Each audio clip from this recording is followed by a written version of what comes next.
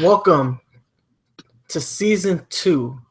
Welcome to the brandly new. Fuck it. The Let's start brand. again.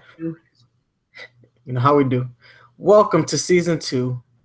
Welcome to the newly branded Nintendo PowerZone. We're retiring the Splat Zones, and we are now the Nintendo PowerZone. And guys, this is episode 0 for season 2. Why are we doing an episode 0? Because Nintendo dropped some cool ass information today.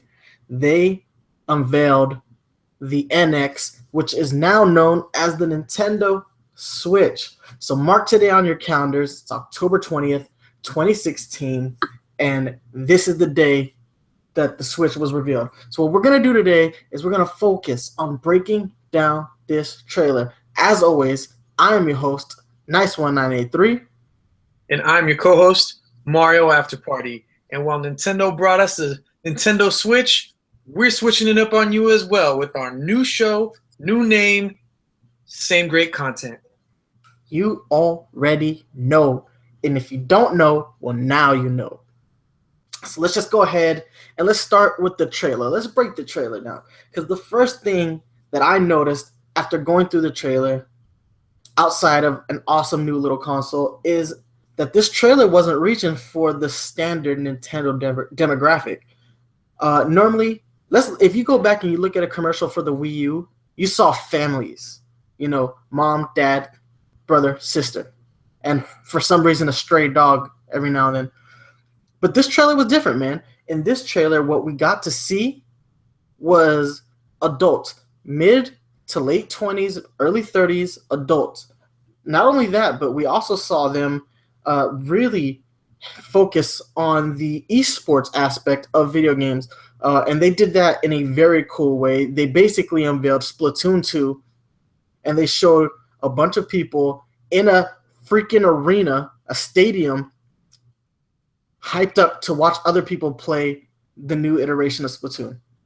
So it's very interesting. It's a new approach for Nintendo. They never really target like that a millennial audience. They always skewed lower. They always tried to reach a lower demographic. And if they got the older demographic, that was great. They never focused on it. I think the first time we saw a Nintendo product focus on the millennials is with Pokemon Go. Thoughts, man?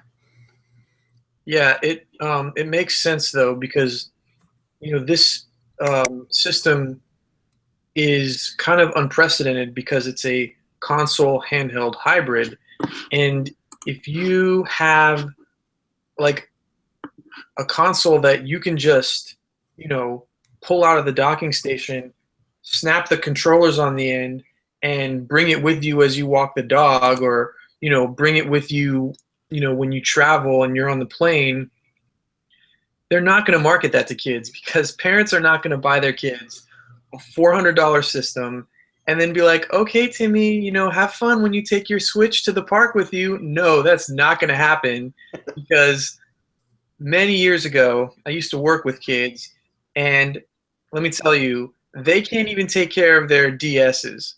I have seen many horrific, unbelievable injuries and detachments to the DS in ways that you would not believe, even in ways that I've seen the screen like almost completely separated, and for some reason it's still working. So, I mean, that's like more props to Nintendo for making a pretty sturdy system, but I never ever broke any of my handhelds when I was a kid, and kids these days are just throwing these things around. So they're not going to market an expensive console handheld hybrid to children. That's why you're going to see all these adults in the video, because Nintendo, I think they're purposely targeting that demographic as well, because that's a demographic that is going to be very lucrative for them, especially like you said with Pokemon Go. But when it comes to a system like that is portable, that you can take around, I think that it's good to market that to adults because it lets you see that, look, this is a system that it is just as powerful as all of the current consoles in the market, but you can take it with you when you travel. You can take it with you, when you go to a friend's house. And I don't want to get into too much of it like right now because we're gonna go through it as we progress through the talking points. But man, I mean, the possibilities with that are endless. You know, the possibilities are endless. That's a phrase that we've been saying a lot lately when it comes to Nintendo product. Like we said it about Pokemon Go. We're saying it about, their ability to market on mobile, and we're saying it about what the Switch is. But, let's not speculate. Okay, so the trailer was great. We saw a lot in the trailer. We saw games. Some really cool games. We saw what the console is capable of. So let's just go ahead and let's switch gears. Let's actually talk about the console itself. So this console is really interesting. The trailer, when it started, I actually thought the guy was playing on a gamepad. Instead, he was using, the he was playing on like that Switch docking controller where it takes like the two mini controllers that which have now been called like Joy-Con L and Joy-Con R. Those are the official names for them. So left and right, L and R. And there's that little dock that it makes it look like a square with the two little attachments on the side. So he was playing like that, and initially thought he was playing on a smaller gamepad. I didn't realize that he was playing on that cool controller. But that looks like the way you're going to be playing at home. I think that's a very interesting control scheme.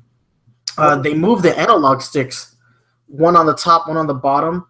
The D-pad is different, obviously, for when people are playing the controls with the half a controller.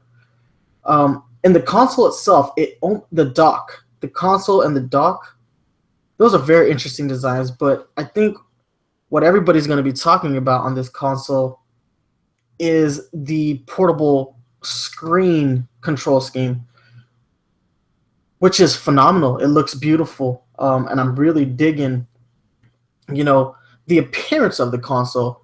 I counted, there are 5 different control schemes, including that new Pro controller that I don't think they've named it yet, but we've seen it.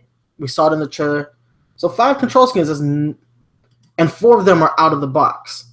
And I definitely think we got to talk about, for sure, the fact that this is an actual hybrid console, man. So what do you want to talk about first, man, in that list? Well, the controller that the guy was using when it was hooked up to the TV is literally a square, which is interesting because you don't see controllers that are like that. I don't think there are any controllers out there on the market that are in the shape of a square. Most of them have the traditional controller shape where it's more oval, where you have the handles that come down. And then the other controller for when it's portable is a rectangular shape, which it's similar to the gamepad, but it's a lot sleeker, and it looks like it's also thinner as well. But yeah, so the controllers are definitely interesting. I'm glad that they advertised the Pro controller right away, so that if for some reason you don't like the options that come with the console right away, you can get that Pro controller, which is a more traditional controller. The square controller, I really like that because it reminds me of the wireless controller for the GameCube, the Wavebird. Not as like ergonomically designed as it, but it just instantly set off. When I saw it the first time, I instantly thought Wavebird. Thought it was cool. I also like the fact that the detachable controllers can be used like a Wiimote and Nunchuck. Yes, that blew my mind when it showed the guy on the airplane, and he just pulled the controllers out of the sides, and he was using them with the motion controls. and they were like obviously connected like Bluetooth to the Switch, and I was like, oh my god, you can still use them even if you pull them off the side of the little thing. And and then like when it showed the girl sharing the controller, she like gave half of it to her friend. I was like, no way, you can split them in half and have two controllers. That was awesome. This is the perfect console for a road trip. Like, if there was ever a console designed for a road trip, this is the one I want. No, so like I said, like 5 separate control schemes. That's amazing, and 4 of them in the package. 4 of them right there available to you. Blew my freaking mind, dude. And I love the way that the trailer like flowed and showed you all these different control options. Like, whenever they wanted to show you a different control scheme, they did it by presenting a different scenario. So, the dudes playing the NBA game, 2-on-2. And that's another thing. Let's talk about that. Connectivity. 2 consoles, 4 dudes playing NBA. It looked like NBA 2K. 4 dudes playing with 2 separate consoles. I was like, wow, the connectivity. And they showed it again during that esports segment of the commercial with Splatoon. Everybody had their own, Switch. And it showed 8 players playing the new Splatoon. And it was a breeze. They did it in a snap. They literally just set the game up and connected. And that is literally going to change the landscape for Nintendo when it comes to esports. Smash tournaments, Splatoon tournaments, Pokken tournaments, any kind of esport game that Nintendo develops from here on out, running that tournament scene will literally be a breeze. Yeah, you read my mind, because when I saw that, I thought, oh my god, it's like the that near field connectivity that the DS has, to where as long as you got all your friends within about 50 feet of you, you can connect and play Mario Kart 7 together. And they're doing that with the Switch. So that means that when you go to like an esports tournament with Splatoon, you don't have to really struggle to set up the LAN connection where everybody has to bring. Right now, the way it works is everyone has to bring in their Wii U. That has to have a separate TV and a LAN adapter, which they're getting harder to find. Right, a LAN adapter, and that's not an easy setup. But with the Switch, it is easy, because the connectivity, it works in that near field connectivity that the DS and the 3DS have. And I was like, that is ingenious, and it is going to revolutionize esports for Nintendo. Well, go ahead. Sorry, with Smash too. Even though when you're playing a Smash tournament, you can play it on one system and just sit next to the other person. You don't have to do that anymore either. You can actually just play on yours, and they can play on theirs. I was thinking one of the major flaws I think Splatoon had, period, was its local multiplayer. And I remember at one point I jokingly said I want a Splatoon on the 3DS just because that's going to be the only way we can get a local multiplayer. Well, Nintendo bitch slapped me twice for that. And they're like, you want local multiplayer? Well, this is how you're going to be able to do it. 2 systems, individual screens. Yes. The setup for that looks easy. I know it's a Nintendo thing. It'll probably be a little bit more difficult than we're actually making it out to be, but definitely got to be easier than multiple LAN setups. Like, just to, when you remember last Christmas you came over, you had to bring over your own Wii U, and I had to break out a second TV so that we could play online, side by side in the same room. And we weren't playing LAN. We were playing Wi-Fi. So, yeah. And trust me, my Wi-Fi service did not enjoy that setup one bit. Remember, there was at one point where we got kicked out for like an hour straight before it started working semi-fluidly. Right, and this, I mean, you don't even need to be online anymore, which is great. Because Splatoon is a game that cannot survive without the internet, but now it can, and because it makes it so easy to have LAN tournaments. And I mean, it blew my mind in the first place. When I saw that, I could not believe it was Splatoon 2. I'm like, no, it's just they're porting Splatoon over to the Switch. And then I started looking at it more, and I'm like, I don't recognize this stage, but it's probably just an enhanced version because, yeah, there's a new stage, big deal. And then like the trailer keeps going on, and they walk into that stadium, and all of a sudden the squids pop up, and they pop up in a line instead of in a diamond formation. I'm like, that's different. And then I look closer, and they have different accessories on. They have different headphones, different shoes, hairstyles, which you could never do before, which thank you, you pointed that out for me, and different weapons. I noticed that the shooters were different, and then because you're used to, you use rollers, so you knew that it was a different roller. I wasn't sure. And I was like, okay, it's different weapons, different clothes, different hairstyles, different stages. Oh my God, Splatoon 2. Yeah, man, that was my freak out moment.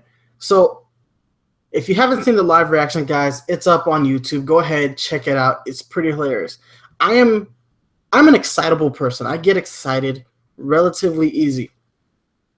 Like that's just my nature. I'm excitable because I'm just hype. I love life and I love to be hype.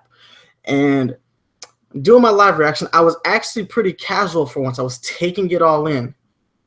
And the moment they showed Splatoon, it didn't even matter if it was a sequel. It's just the moment that they showed Splatoon on the Switch, that was right there. Yes, I would buy Splatoon 1. I would buy a port of it for the Switch. Are you surprised that they have developed it that fast? Because Splatoon didn't come out until 2015, right? Was it May that it came out? May 2015, and it took them about 4 years to develop the first Splatoon, and they still really didn't release a complete game. Right. So for them to have enough of Splatoon 2 complete to show gameplay footage in 2016, like I'm surprised they developed it that fast. They must have started working on this game almost right away, I guess, because this looks like it could potentially be a launch title. I mean, I'm okay if it's not because I want it to be, complete when it comes out. But if it's a launch title, that's going to be incredible. Yeah, I don't know if it's actually going to be a launch title, but I am certain that it will be out within the first calendar year.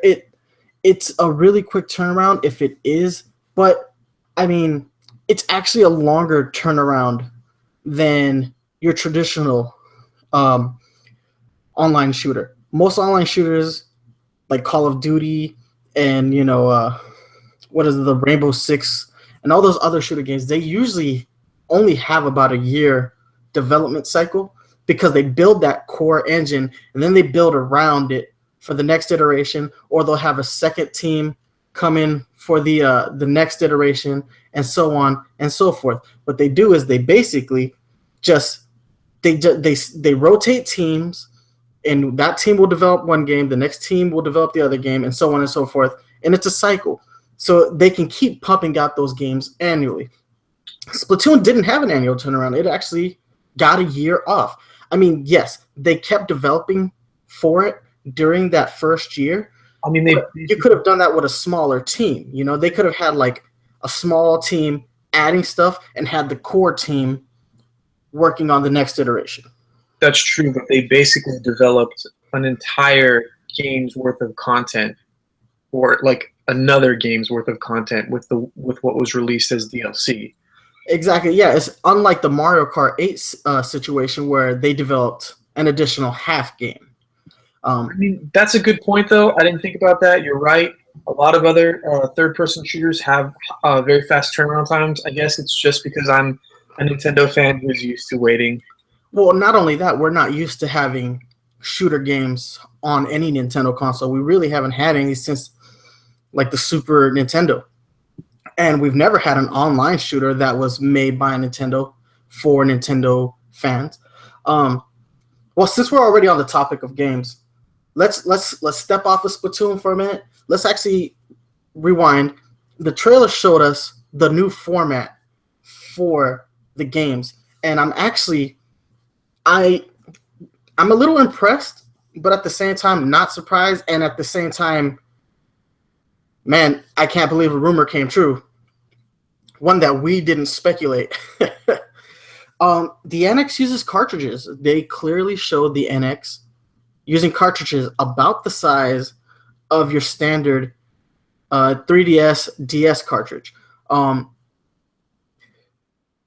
very surprised by cartridges. I know that cartridge technology has gotten much better. They're basically akin to flash drives or memory cards. You know, like my phone currently has a 32 gigabyte flash memory card that I added aftermarket. You know, it came with 32 gigs. I added an additional 32 gigs.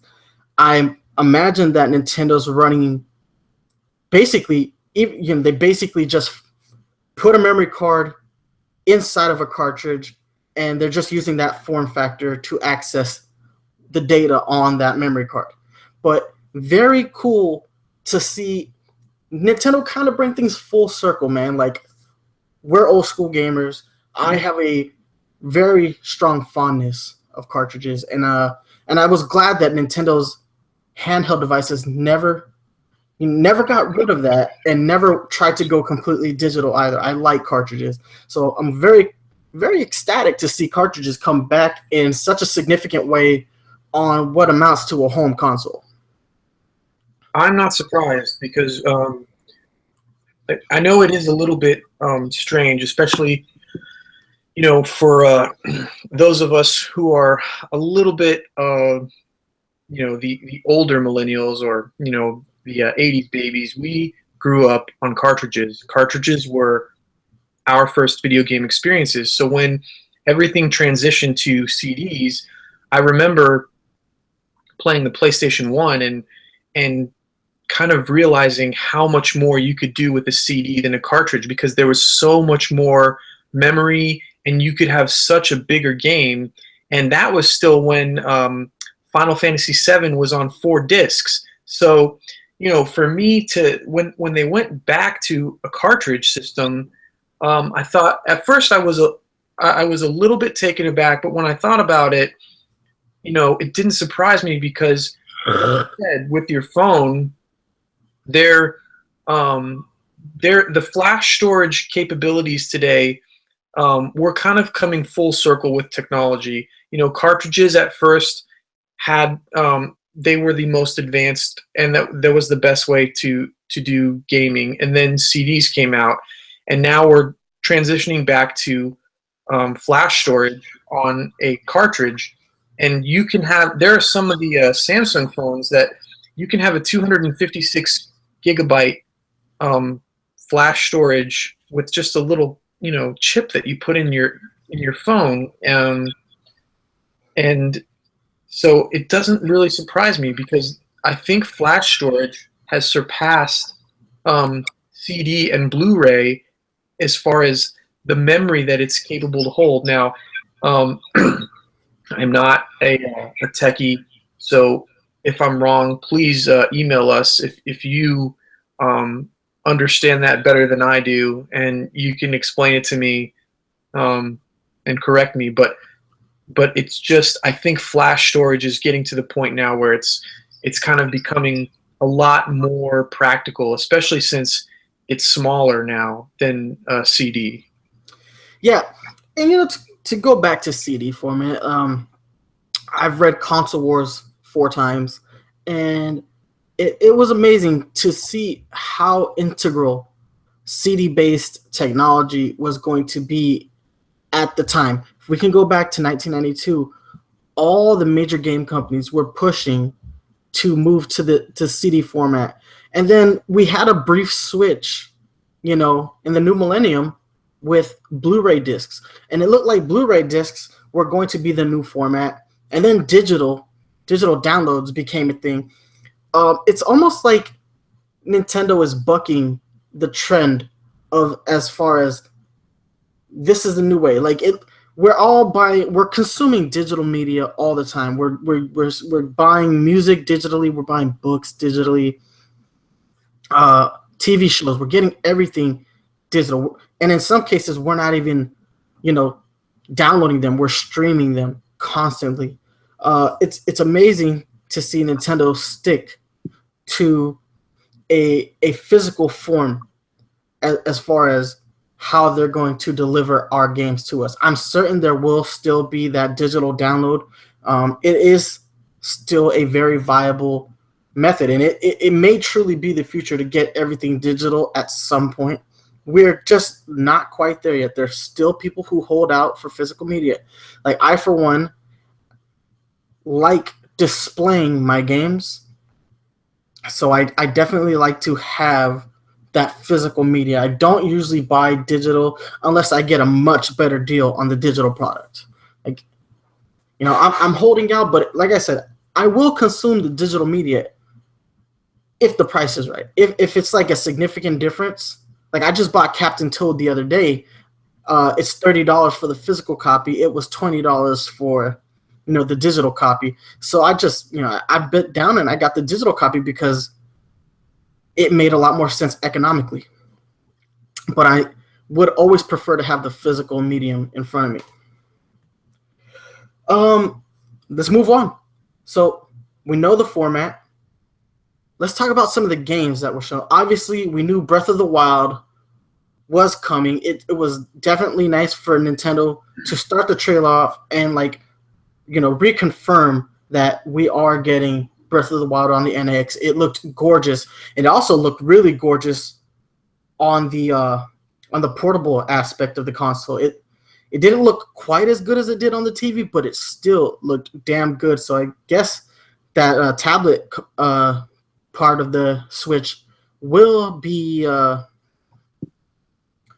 it will be at least maybe capable of 720p for the output.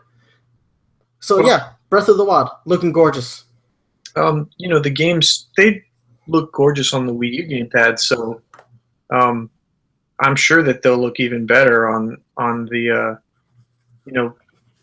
pad for the Switch. But I still can't believe that we saw a new Mario Kart game, so Mario Kart 9, Splatoon 2, and a new Mario game. I'm calling it Mario Switch right now. Oh, okay, so we got Mario Switch. That's 3 games that, we hadn't heard anything about previously, and even if we get one of those as a launch title, I'm going to be happy because those are huge games. Those are games that you launch a system with. Absolutely. But I do want to point out 2 things. One, I didn't think and I know it's they didn't really show much footage, but Mario Kart 9 didn't really look a lot better than the Mario Kart 8. It actually kind of looked not so great graphically, whereas the other 2 games they showed, Mario Switch and Splatoon 2, did look like there were some slight improvements there. So I don't know what's going on with that. Maybe it's just a little bit further behind in development. I don't know. But the second thing is, in Mario Switch, there is a scene where he is running around collecting rings, like Sonic rings. What's up with that? I honestly couldn't tell you. It could have just been a design choice, I guess, for that particular stage.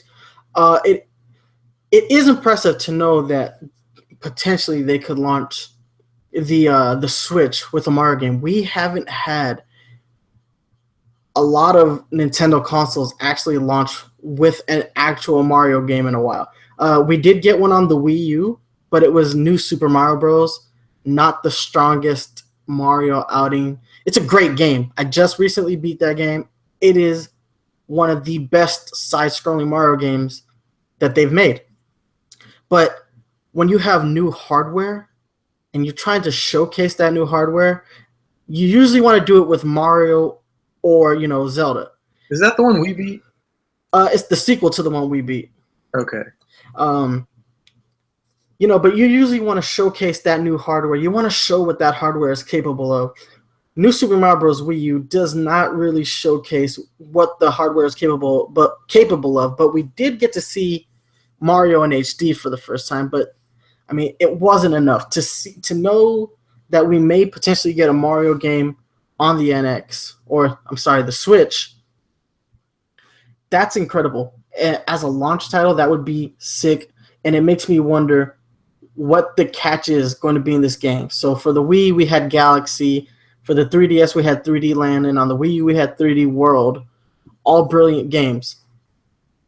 I really want to see what level Nintendo brings Mario to for, the Nintendo Switch. A few other games we clearly saw an NBA game. I'm gonna just assume that was NBA 2K. I don't know. It was interesting though. It was interesting to see how people can hand off like the mini controllers from the side and play 2-player on that game. That I thought that was definitely cool. But I think the big third-party game that they showed was Skyrim. That was a huge game back in 2011. Huge game for Bethesda. On top of that, it's crazy to know that Bethesda, I'm not a huge fan of their games, but Skyrim, big game. It's huge to know that Bethesda will be making games for the NX. Not in the developer list. The developer list for the NX is outstanding. By the way, let's just talk about the developers that are confirmed on for the NX right off the bat. I mean, or the Switch. I keep saying NX. It's going to take me a while to get used to saying Switch, guys. I apologize. But, obviously Bethesda, Activision, Square Enix, Ubisoft, Sega. It's a big list of, and it goes on. It goes on. That is the crazy part about it, is that it's a phenomenally big list.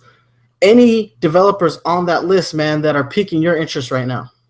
Yes. So there are some that are on there that, like Capcom or Sega that, they had games on the Wii U. They were there was some support, which it's good to have them back. But there are some developers on there that really surprised me, like Square Enix surprised me, because they have not been, with Nintendo for a long time. And the other one that surprised me a lot was, where is it?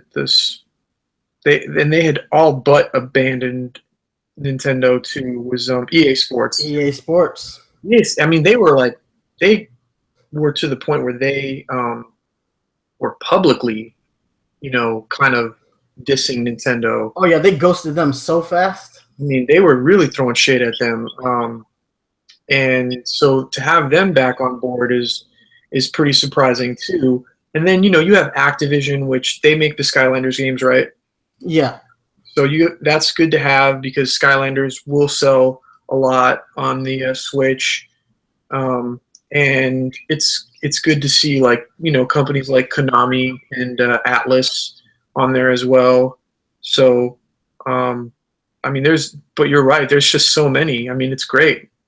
No, man, and I think the one that I mean, Telltale Games, they make the excellent Walking Dead game. But I think the one that's actually a little bit telling, and I think might have gone unnoticed by most people, is DNA. So last year, when Nintendo first talked about the NX, which we're now calling the Nintendo Switch, they announced that they had also acquired DNA, a mobile development studio, and that studio has brought us Miitomo, and it's also going to bring us Super Mario Run. I think right now what I'm going to assume from here, from seeing them as a developer on the Switch, is that we are most likely going to get Nintendo's mobile games on the Nintendo Switch, which that's that's a good strategy. It allows Nintendo to develop for mobile, and it allows them to not just have that mobile audience, but for that mobile audience to start a game on their phone, move it to the Switch. So it's an integration, but it's potentially integration of the mobile landscape and their console landscape with DNA developing for the Switch. That is awesome. If that is true, that is a very awesome thing that Nintendo has in their pocket that no other major video game company has to offer. It is exclusively Nintendo. So, man, There are some concerns though that I want to bring up. As much as this trailer just hyped me up, I am concerned about the screen size. I haven't really, because we haven't seen a lot of the pad yet. When they split it into two-player mode and it's split screen, I I don't know how big it is, but it looks like it's maybe the screen looks like it could be slightly bigger than the one on the gamepad. And I'm looking at the gamepad right now, and if that was split in half, it would be not so great to play on. So the screen size, especially when they're doing two-player mode, um, it might be an issue. And I have a feeling that they might even down the line come out with like a Switch XL. But the the other concern I had, which we were talking about earlier, is the battery life. Now, the battery life is going to make or break the success of this console because they are marketing it as a console handheld hybrid. So if the battery life is not good, you are not going to be able to fully enjoy the portable aspect of that. And in my opinion, I feel like it should be around 8 hours of battery life. That's what I would expect and I would be happy with. And I think to be successful, it can't be any less than 6. If you are getting less than 6 hours of battery life with the NX Switch when you go portable, it's going to hurt the system. What are your thoughts on that? well,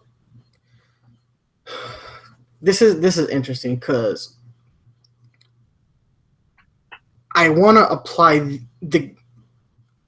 I don't want to apply the gamepad battery life to the Switch's tablet's battery life. The gamepad, while I love the gamepad on the Wii U, but it sucks when it comes to battery life. If you have your gamepad set up with low light, and it still only gets you max about 4 to 5 hours, and that's on a good day. I I almost don't take my gamepad off the charger, and And I never dock it. I always charge it from the top port because I'm constantly needing to charge it. Don't want to apply the gamepad battery's life to the Switch's battery life.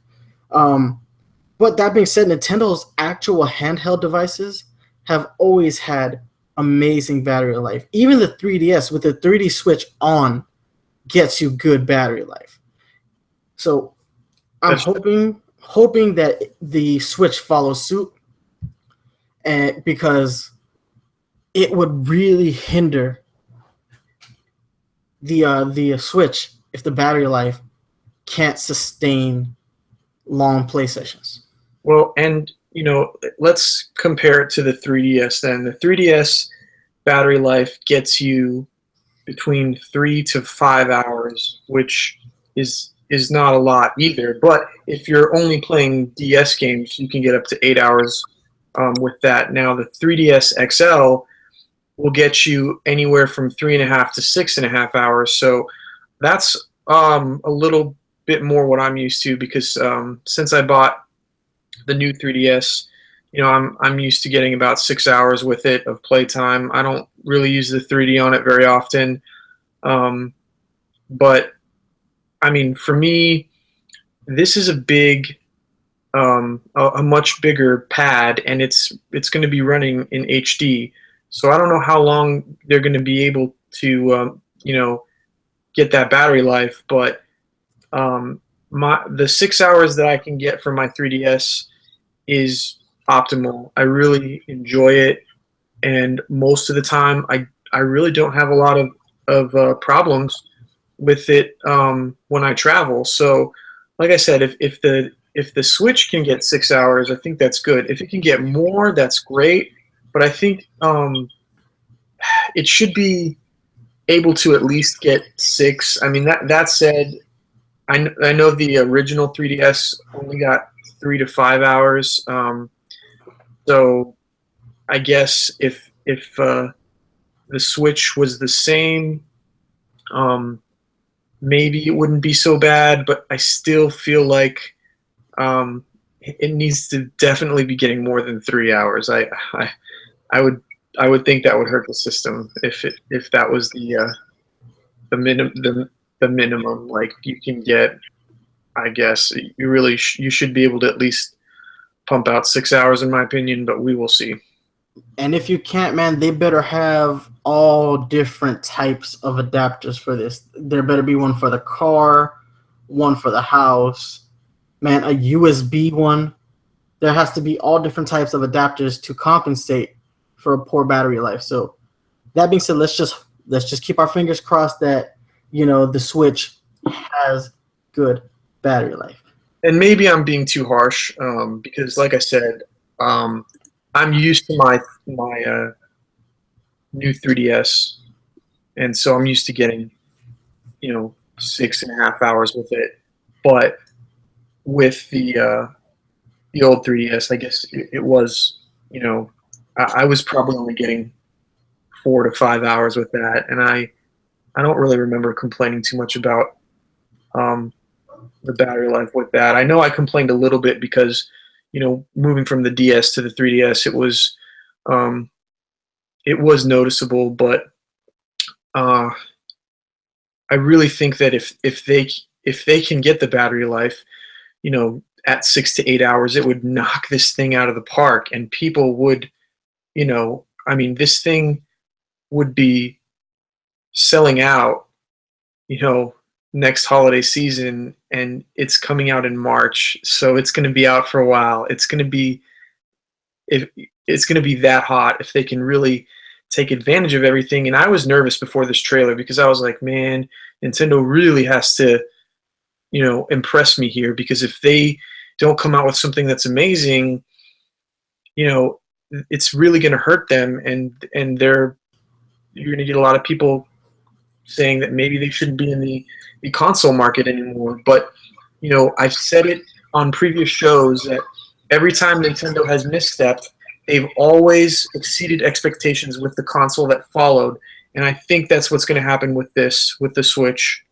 I was worried for the trailer as well, but I wasn't worried for the same particular reasons that you were. I was worried more about the fact that the way they announced it, it was like a drive-by tweet. They rolled through the hood, did a little Twitter drive-by, and that was it. It wasn't like some mass, like, we called the press, we told them that we're going to unveil this now. No, they literally did a drive-by tweet, and that terrified me. I was like, oh my God, that's terrifying.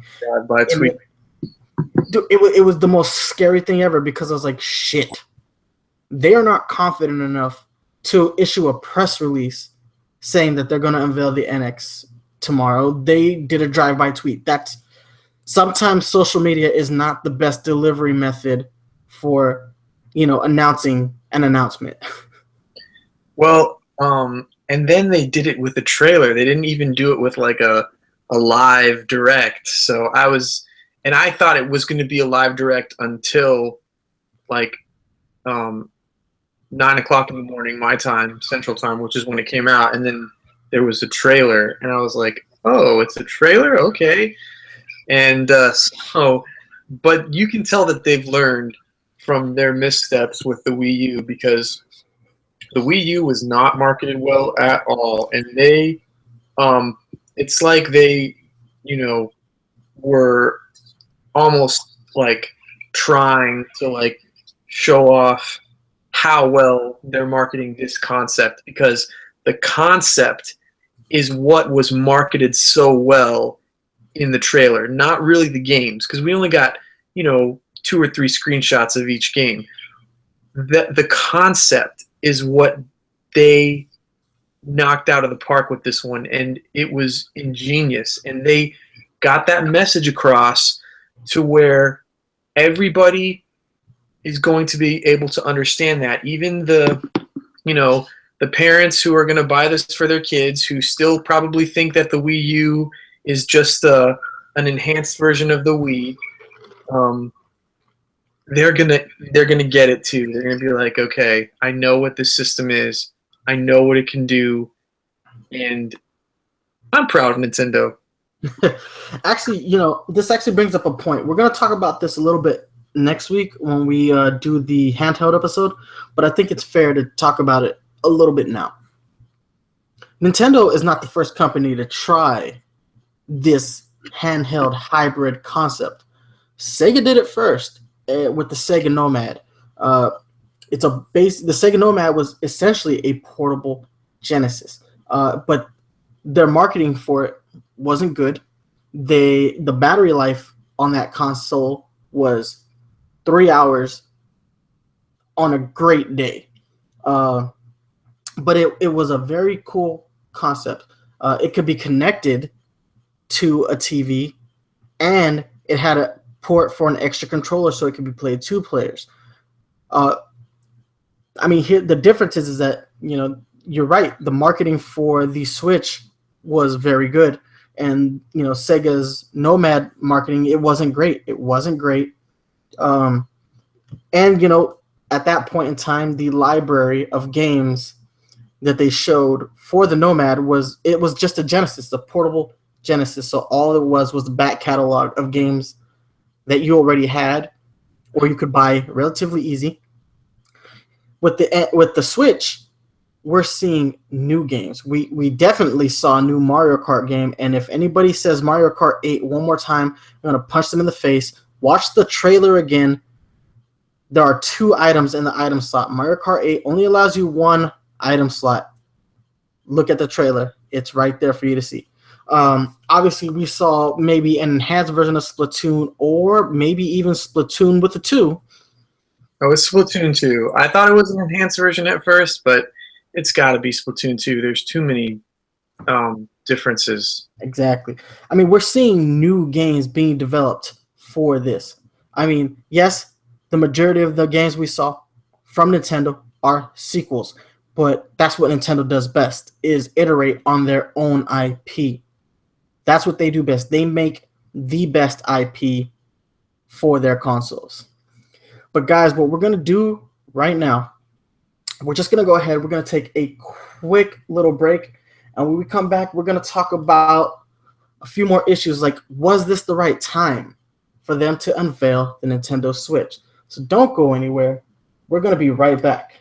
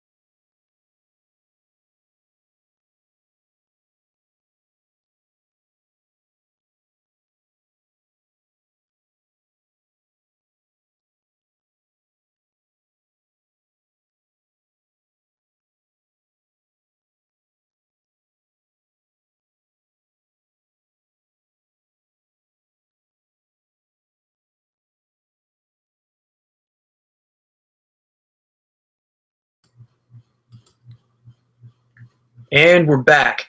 I'm your co-host, Mario After Party, along with Nice1983, and we're going to get right back into this discussion on the Nintendo Switch. And let's talk about the timing. What do you think about advertising this system during the holiday season, but not releasing it during the holiday season? Do you think that's a good idea? Okay, so this is a very odd thing. So Nintendo has a console coming out this holiday season. They are releasing the NES Classic, um, and they're showing the Switch now. I don't think they want that. This is what happens. They unveil the Switch now, and it can potentially get lost in the holiday shuffle. Well, that's fine because all they did was announce it. If it gets announced and it gets lost in the holiday shuffle, it's not so big a deal. But if they were to release the NX and the Switch, I'm sorry. If they were to release the NES Classic and the Switch within the same, holiday season, they're not going to move the NES Classic. I mean, people's wallets, they come with limits, And in the holiday season, it's all about making sure that you stretch out every single dollar so that you make sure you get your loved ones the things that they want, or you get that really good deal for yourself on that TV or that piece of electronic equipment. And the NES Classic is already listed as a hot item for this holiday season. They do not want that system to get lost in the shuffle because that system is going to make them a boatload of money. Do I think the timing was right to unveil the Switch? No. I feel like the Switch needed to be unveiled in August. If you didn't want to do it at E3, that's fine. But you want to use those summer months for people to sit there and think about it. We're talking about it so close to the holiday shopping season and it not being a reality within that holiday season, it will get lost in the shuffle. We're talking about it now, and well, everybody's talking about it now. But come November, December, pretty much the only people who are going to be talking about it are the people who cover Nintendo exclusively, like we do, or IGN, or Game Trailers, or anybody who is a hardcore video fan will be talking about this. But the casual audience will forget about the Switch right up until the month of release. Talking about it now, it's not the right time. You do it. They should have done it at E3. In all honesty, they should have done it at E3. I know they didn't want to talk about it because whatever reason Nintendo had, I don't believe any of their reasons. I just want to say they should have done it at E3. That was the perfect stage because E3 has the video game media, regular media, and the casual audience's attention. Everybody focuses on E3. Non-gamers focus on E3 because E3 determines what most people are going to be playing for the next 2 years. That's what the great thing about E3 is. You basically see essentially 2 years worth of video game lineups at every E3. And everybody pays attention. It's October. We're weeks away from the holiday shopping season. It's not the right time, especially if the console is not going to be on shelves during the holiday. That's just how I feel on the matter. I agree. I didn't think about it competing with the NES Classic. That's a good point because the NES Classic is going to be wildly popular. I think there's a lot of people that are going to get it. It's going to be one of the hottest toys this holiday season.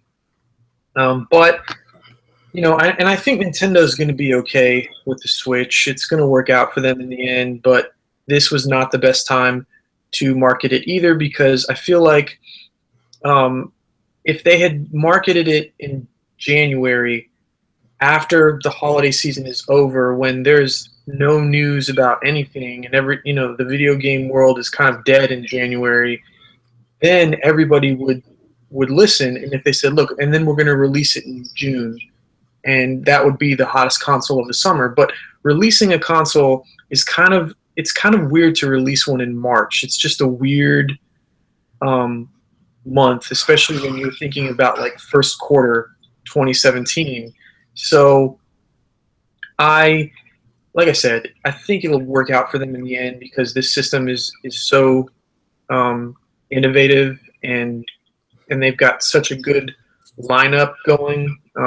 Depending on how many of these titles will be launch titles, but yeah, you know it's definitely going to start to get buried by everything else that's going on in the video game world. You've got Microsoft and Sony coming out with their own virtual reality accessories, and you've also got Nintendo themselves, dropping Pokemon Sun and Moon, which is huge. I mean, that is going to dominate the month of November.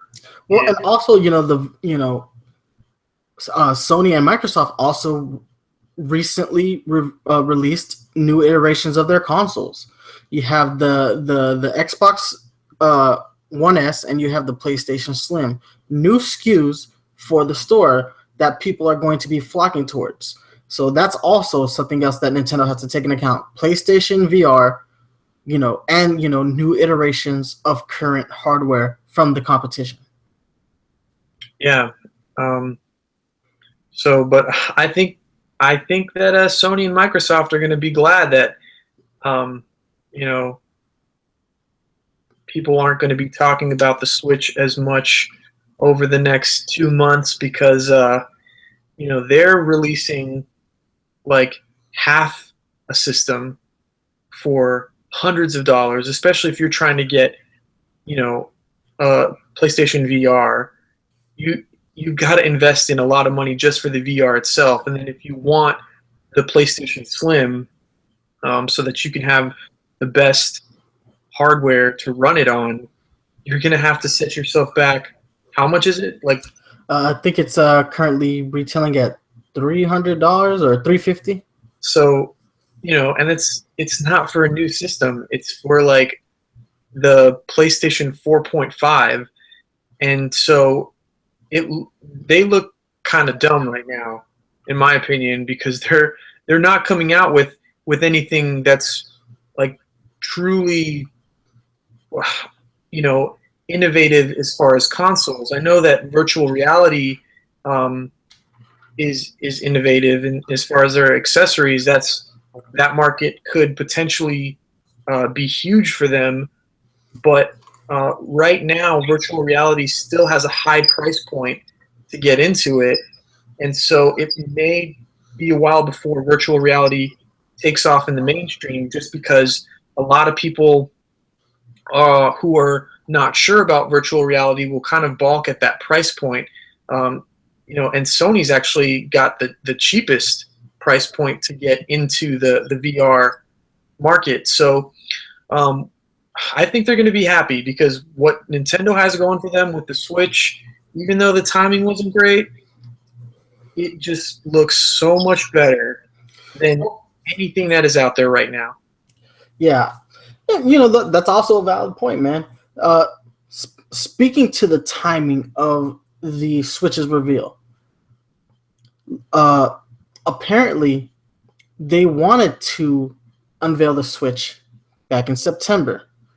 The rumor that's been going about is because, and this is just classic Nintendo, they delayed the unveiling of the Switch because the Mario Switch game that they are developing was not perfect. Really? I'm going to sigh exasperatedly one more time. Nintendo's constant quest for perfection has hindered them on multiple fronts. It's hindered them on amiibo production, Pokemon Go Plus production, development of key franchises like Mario, Pikmin, Zelda. Uh, their quest for perfection. You have to. We always applaud Nintendo for being an amazing game development studio. Like they make the best possible software for their consoles. There is no such thing as a bad Mario game. There's no such thing as a bad Zelda game. There's no such thing as a bad Pokemon game. But their constant quest for perfection leads them to constantly delay titles that people look forward to. It has been 2 years since they announced Breath of the Wild. They have been finished with Breath of the Wild for about a year, and because they wanted to co-develop it in line for the Nintendo Switch, it suffered from yet again another delay. I am not surprised to hear that they delayed the unveiling of the Switch due to the Mario game not running perfectly on the Switch. You know, I guarantee you when that game comes out, it's going to be phenomenal. But at the same time, if you don't show it, it's not. Thank you for showing Mario in this trailer. It's nice, but you haven't always released a Mario game at launch. So if you don't show a Mario game in a launch trailer, I'm okay with that because we knew that we were going to see Zelda. We knew that Zelda is a launch game. You don't have to show Mario if it's not quite where you want it to be. And again, this brings us back to the timing. We've both acknowledged that this wasn't the right time for them to unveil the Switch. It's going to get lost in the holiday shuffle. In 3 weeks, people won't be talking about the Switch. That is a fact. You delayed it for a month. September, while still not perfectly ideal, much better time to announce the Switch, in my opinion, because, yeah, it would still get lost, but we'd be talking about it from September to October, not from October to the end of October. Yeah, I mean, I think Nintendo can kind of find a way around it through their games because they're going to release more information about their launch titles as we get closer to March. And I have a feeling that, you know, even in November or December, we're going to get more information about some of those titles. So that will kind of keep, you know, the Switch in the minds of the consumer. But you're right, it would have been better to talk about the Switch from August to October or September to October instead of October to October. Yeah, it boggles my mind. It boggles my mind. Now, yes, if you're Nintendo, you always want to put your best foot forward. And Mario is your best foot forward always, all the time. But so is The Legend of Zelda. And let's not forget that earlier this year, the president of Nintendo, Kimishima, stated that Splatoon has the potential to be as big as Mario. Those words came from his mouth. Splatoon was a runaway success for them. They didn't expect it. It happened. That game blew up. You showed Splatoon. You showed an awesome little section for Splatoon. You closed the trailer on that Splatoon segment. Mario doesn't have to carry all the weight. He doesn't. Nintendo has so many great IP that Mario doesn't have to carry the weight. You should want him to carry the majority of it, but he shouldn't have to carry all of it. It can be dispersed among the many other great IP that Nintendo has. This delay, because Mario Switch wasn't ready yet, it literally boggles my mind. As a Nintendo fan, I will call bullshit on Nintendo when I see bullshit. And honestly, dude, this, in my opinion, was bullshit. And it actually makes me a little mad. Well, I think with as far as the which game has the most pressure on it, it's definitely Breath of the Wild because it's been through so many delays and so much scrutiny. So, Zelda Breath of the Wild is really the game that is carrying the launch of the Switch.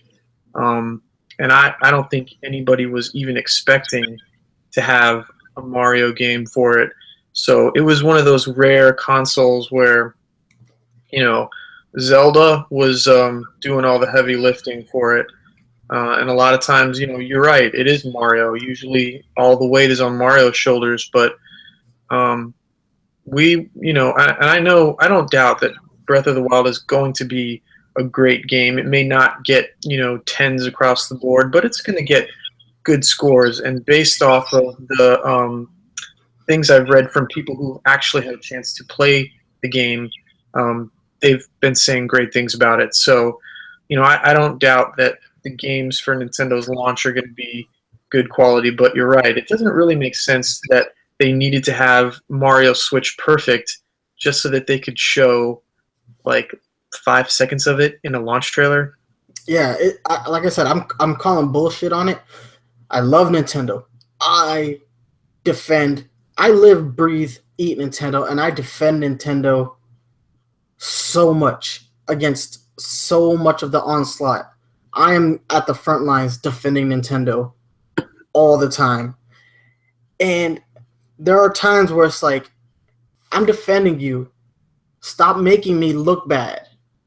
Like, that's what it feels like for this particular rumor. If this rumor is true, that the unveiling was delayed because the Mario title that you're working on didn't run perfectly, at that point you're literally making me look bad because I'm defending you, and you have this product that's basically ready to be shown.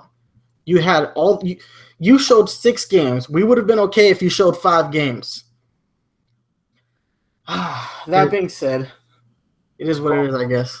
Speaking of games that weren't shown, what do you think about other major franchises like Pokemon or Smash Bros? Yeah. So one of the rumors was that those 2 games would be available at launch. Okay, so we didn't see them in this trailer, but I find it foolish to think that anybody would truly think that Pokemon would be launching on the Switch. We have our Pokemon title for the next 3 years.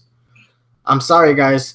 The Pokemon Company and Game Freak, they make 2 new Pokemon games every 3 years.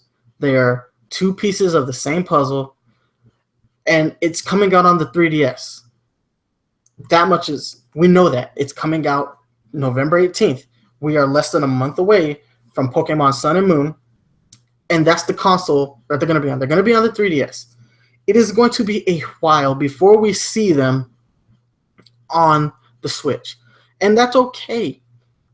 Look at the hype that is surrounding Pokemon Sun and Pokemon Moon. Those games are huge.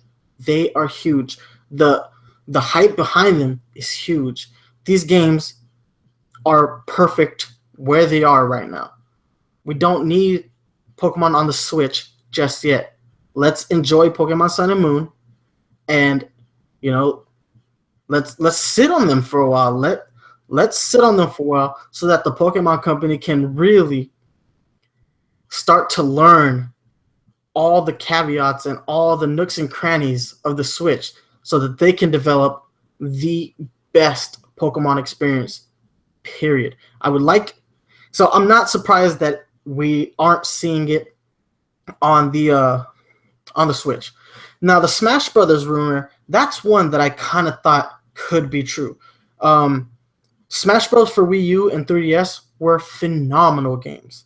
From top to bottom, they are my favorite version of Smash. They are as perfect as a Smash game gets, in my opinion. The Wii U, we can say it. The Wii U has not been a successful console. It hasn't. It pangs me to say that, but it has not been a successful console. And to see the best iteration of Smash get buried on a failed console, it's kind of sad. It's really sad, actually. So if they had ported Smash for Wii U to the Switch, that wouldn't have surprised me at all because the hype behind the Switch is real now. People have. I checked my Twitter feed this morning after the Switch was unveiled. Nothing but Switch on my Twitter feed. I checked Facebook. Facebook is nothing but Switch right now.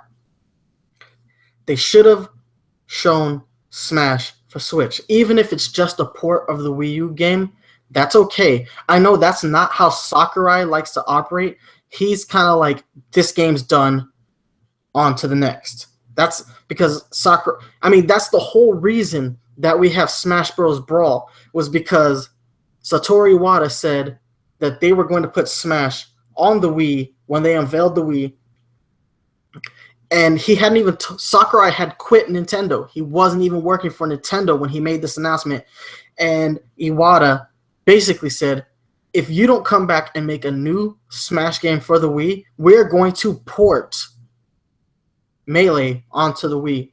And Sakurai took that as an offense and came back and worked on Smash Bros. Brawl. That is the story of Brawl. We know that Sakurai doesn't like to have his games ported from one console to the next, but at this point, this is the best Smash game.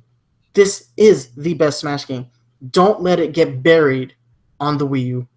Therein lies the problem. It's the best Smash game. So right now, it's only been out for a year. So, well, when did it was released? 2014. Of when? November 21st, 2014. All right, sorry. I correct myself. It's been out for almost 2 years. The problem with it being so good is that where do you go now? Because each Smash game has basically been the same game, just with improved mechanics and the engine that runs the game. And this version, especially when you look at the roster, oh yeah, it's done such a good job of getting the best roster the series has ever had. It's got a lot of great stages. It's really taken the game and pushed it really far. So the next Smash game, you wouldn't want it to be like the same thing, because it would be better to just port this one over and then let this one sit for at least another year or two before you come out with a new version of it, because the next version of Smash, it needs to be revolutionary, because I think after 4 games, the series is going to get stale if, you know, it remains the same, and it hasn't evolved that much over its lifetime. And you're going to see the same problem with Smash as you've seen with traditional fighting games, in that, you know, fighting games were all the rage in the 90s. That's what everyone was playing, but they didn't evolve. And so all these franchises like Street Fighter and Mortal Kombat, like, almost all but died out. And they've had a resurgence as of late because the companies that make these games realized that they needed to evolve and they needed to make them more innovative. And I think you're going to start seeing that with Smash. It's getting to the point where, like, this is the best version, but if they come out with the same format, it's going to start to get stale now. So where do you go from here? So I'm perfectly happy with the port. Yeah, and you know, the thing about the port is it's safe, because people will upgrade to the Switch because it's new Nintendo hardware. It's new hardware, so people will upgrade. And hopefully the install base is larger, and that could save, you know, Smash for Wii U. I mean, and it's going to be really hard to top Smash Wii U. Cloud is in Smash for Wii U. Like, that kind of says it all as to how big that they went for this last iteration of Smash Bros. It's Ryu. I mean, Ryu is in Smash, and he's in Street Fighter V. Like, 2 of the biggest fighting games. Both of them were at EVO. You know, that says a lot too. And you're right. I mean, Cloud, just because Cloud is Square Enix, and we all know that their relationship with Nintendo hasn't been the greatest over the last decade. But yeah, like I'm happy with the port, and if they want to go ahead and maybe add a few new stages or like a little bit of bonus content, that's great. But this game really helps the Smash community because it makes tournaments easier. It makes organizing those events easier, and the fact that they don't have to learn how to play a new game, it extends the lifespan of it as well, so that you don't have something like Melee where people are still playing Melee. You know, how many years has it been since it was released? 2002. So it's been almost 15 years, Yeah. and there are people who are still bringing their GameCubes and their non high def TVs that can play that, lugging them around with them everywhere they go to these tournaments. I mean, it's not easy if you are a Melee fan and you're still trying to compete in the FGC, because you have to put in a little bit more work in lugging some of these archaic technologies around so that you can play your game. But with a port, everything gets upgraded. Everything is easy. It's the same game. Smash 4 will continue to grow, and it will. I think if they do port it over, you're going to see Smash 4 become vastly. The community for Smash 4 will become vastly larger than Melee. Right now, it seems like It's almost 1-to-1. yeah, they're almost equal in the number of people that play both of the games. But if they port that, you're going to see the community for Smash 4 grow, and it's going to start to dwarf the Melee community. So I think it would be a good idea. Yeah. You brought up technology. Let's talk about some technology. So the NX is going to, or the Switch is going to be using a NVIDIA processor. They released a statement today talking about how they are proud to be a partner with Nintendo. A couple months ago, there was a rumor, though, that NVIDIA canceled the Shield 2 unit. For those unfamiliar, the NVIDIA Shield was it is what the NX is, what the Switch is. It is a portable console, a tablet that can be played on your TV. Very similar concept. It's verbatim the same concept. Well, not exactly. Let me rephrase it. The NVIDIA Shield was a portable console that can be played on the TV, whereas the Nintendo Switch is a home console that can be played as a portable device. Similar concept, but carrying two very different meanings. With the Shield, you're getting portable experiences and playing them on a TV. With the Switch, you're getting console experiences that you can take on the go. So similar concepts, different in practice. Well, the rumor was that they canceled development on the Shield 2 because they had teamed up with Nintendo to make the Switch. That rumor was confirmed a few hours after the Switch was unveiled. The NVIDIA Shield has an amazing processor. This thing was a little powerhouse. To know that their second iteration hardware has gone into making the Nintendo Switch, that's a good thing. They had amazing hardware before. They just didn't have what Nintendo has. They didn't have first-party IP to carry a system. And they didn't have the clout with third-party companies to get them to develop for their product. This is definitely a good thing because it keeps NVIDIA in the console market, and they have an excellent partner in Nintendo to go ahead and develop with.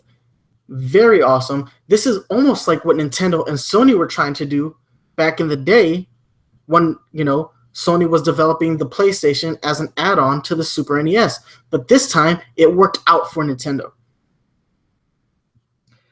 Very happy to see that Nvidia and Nintendo are going to be partners in this venture. I am hoping for amazing things with the Nintendo Switch, man.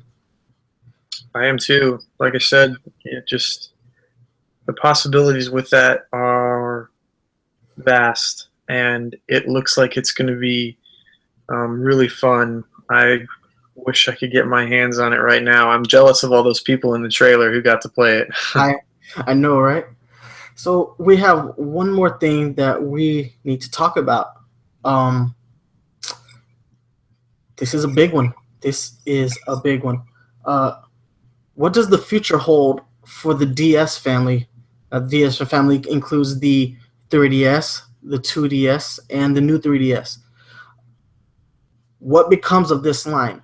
So when the DS Fat was unveiled, Nintendo announced that it would be a separate branch of the same tree.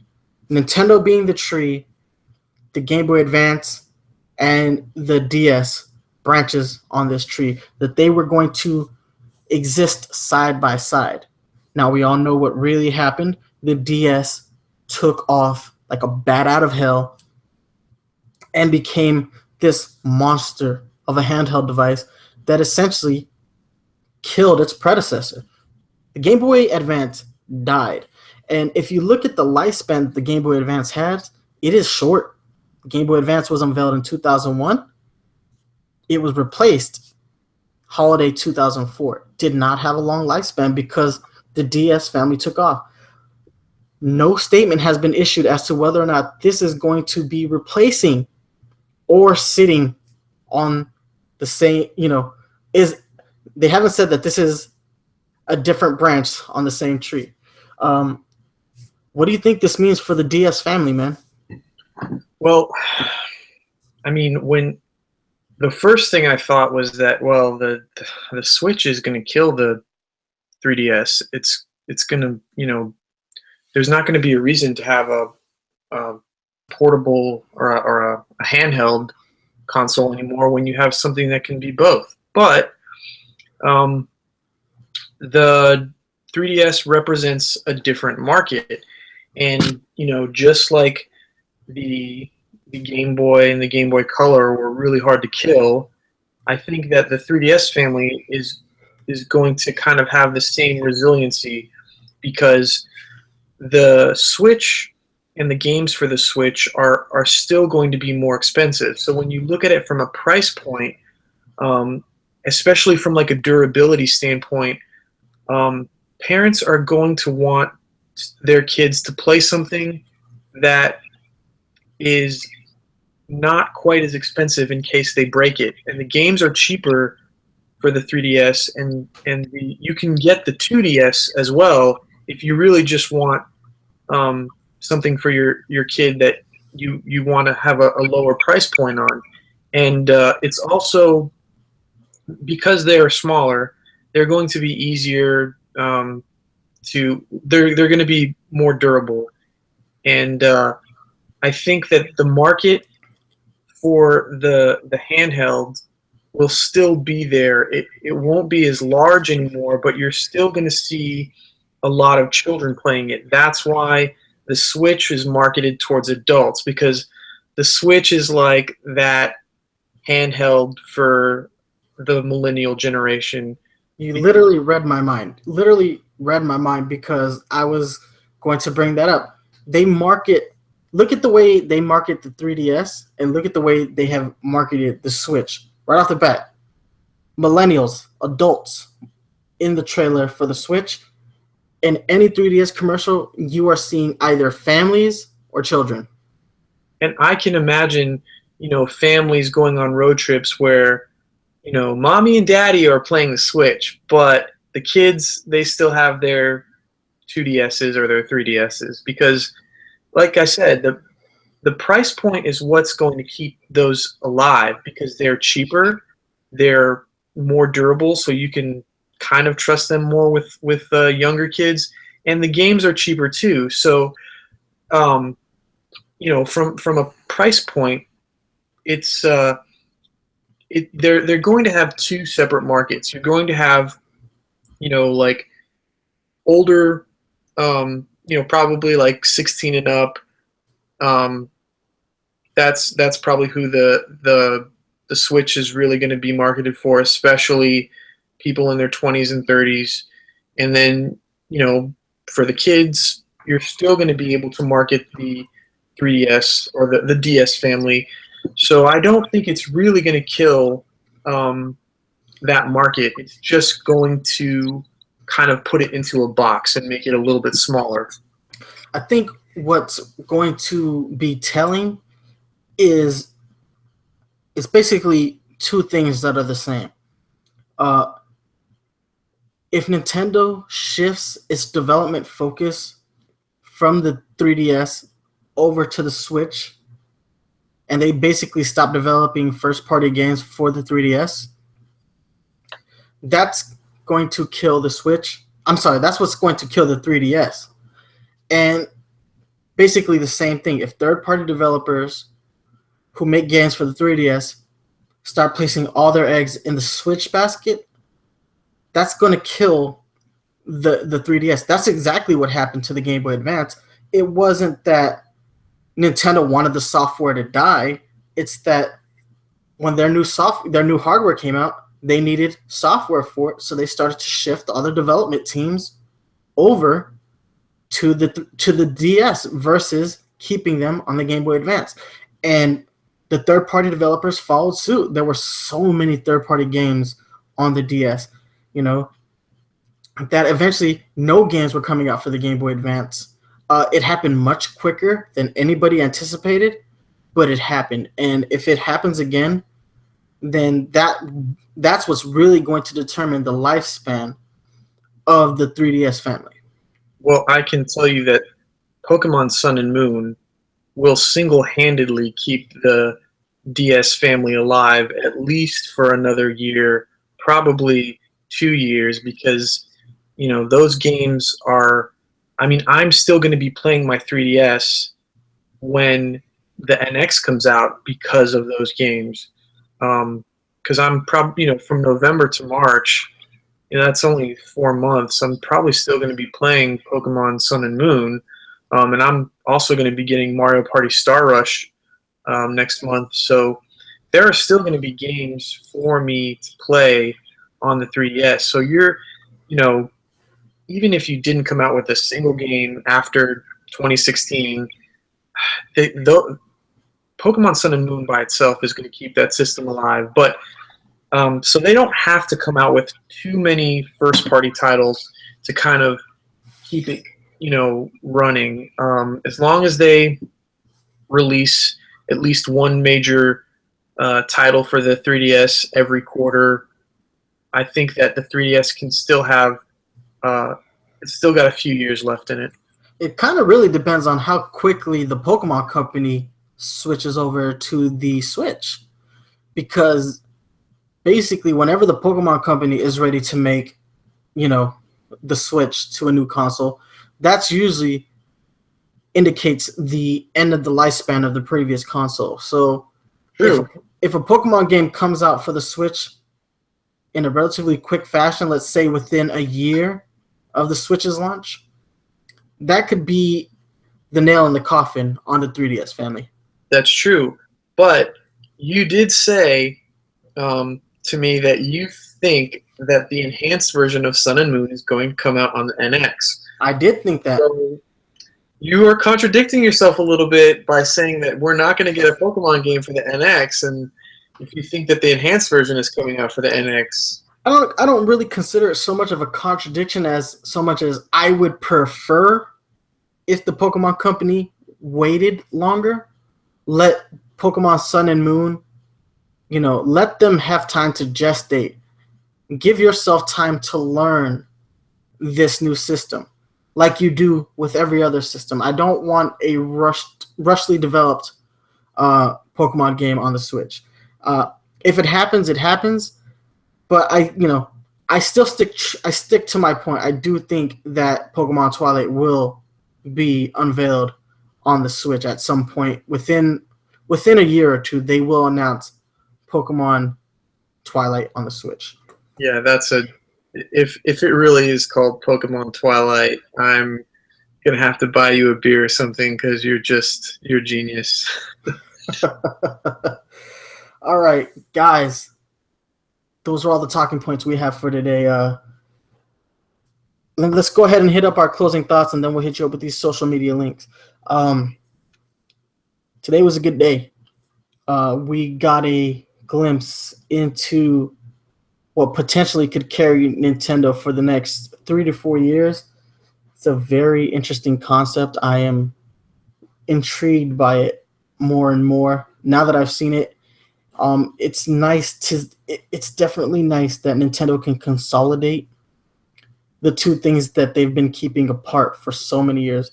For so long, Nintendo has been a company divided by supporting handhelds and standard consoles. They don't have to do that anymore. They can market one console. And it's going to be the first time they've been able to do that since 1989. So we definitely got some interesting times ahead when it comes with to Nintendo. Definitely. But yeah, thank you for reminding me of those social media links because, guys, that Prestige video that I've been talking about is part one of how to build Prestige is finally up. It covers the basics. So if you don't know anything about Prestige, you can still understand it, but it also goes into the new system that was implemented with the new update, allowing you to bring 6 Pokemon to a friendly gym when you are building Prestige. So all you got to do is check out our YouTube channel and sorry, go ahead. It's the channel is youtube.com/user/the article THAARTICLE. So all you got to do is check out our channel and you will see that video. Hopefully it to some of you who are still a little confused about the Prestige building system, hopefully it's informative enough to clear up some of those questions. I am going to be coming out with a part 2 with some more advanced techniques, but part 1 is out, so go ahead and check it out, guys. On that note, to keep in line with the YouTube page, we also have my live reaction to the unveiling of the Switch that came out this morning. We also have a brand new collecting video where I go ahead and break down this awesome 20-inch Fire Mario. On top of that, guys, we want to point out that tonight was our first live format for the new Nintendo PowerZone podcast. If you guys want to watch all of the commentary that we have on all of these topics that we discuss, the first place to watch them is here on YouTube live. When I edit the audio podcast, sometimes we cut out things for time constraints. If we do that from now on, what we're going to do is we're going to take those segments that we cut out and we're going to release them on YouTube as the PowerZone 1-Up bonus content. So if you're not able to catch us live, you can go ahead and you can find the content that we cut out here on YouTube. So like I said, it's youtube.com/user/the article. Outside of that, you can hit us up on Twitter at Nice1983 and at Mario After Party. You can hit us up on Facebook, facebook.com/Nice1983 Game Collecting. Don't forget to check out the website, nice1983.wix.com/game collecting. If you are a fan of the former Splazzones podcast and now the Nintendo PowerZone podcast, you can find us on iTunes, Google Play Music, and you can stream us on Stitcher Radio. And like I said, if you like the video versions, you can check us out live from this point forward. Mario After Party, man, you got anything left to say to these people? Yeah, if you guys are a fan of the music, check out GameChops.com or YouTube/GameChops. Other than that, you already know, stay fresh. Stay fresh, because now We're switching up the game. Deuces.